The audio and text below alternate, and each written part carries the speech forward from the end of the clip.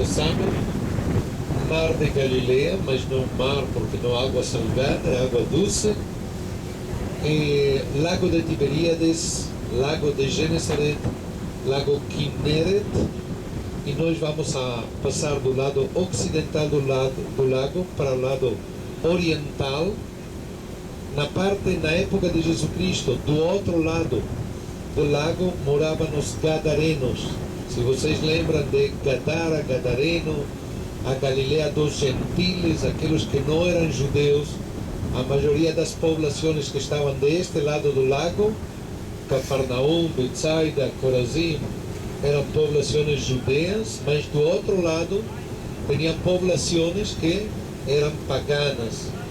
Um dos milagres que vocês conhecem aconteceu entre os paganos. E é quando Jesus Cristo cura ao endemoniado e mete o demônio nesse grupo de porcos. Lembra? Esses porcos se tiram para a água era a água do mar de Galileia. E por que decimos que esse milagre aconteceu entre os paganos? Porque se tem porcos, não pode ser entre uma população judeia. Então, a região de Gadara, ou aquilo que era chamado lá de Decápolis, que nós já falamos no momento, era do outro lado do lago. Lembrem, do ponto de vista hidrográfico, o rio Jordão desce do Monte Hermon, seria daquela parte de lá.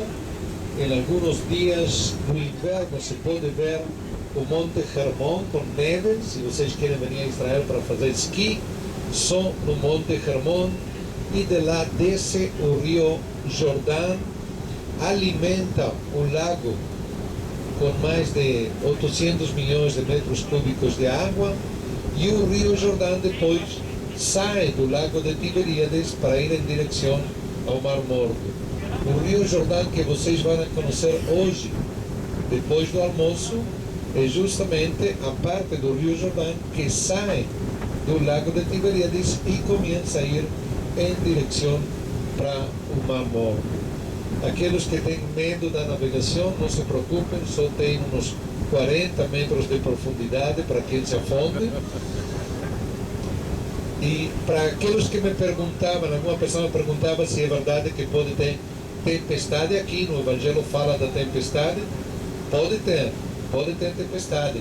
Agora está muito tranquilo, se vocês vêm aqui ao lago em janeiro, fevereiro, e não nas horas da manhã, senão nas horas da tarde, pode ter uma pequena ou uma forte tempestade, e por isso o Evangelho fala de uma tempestade. Realmente podia ter tempestade naquela época no lago de Tiberíades.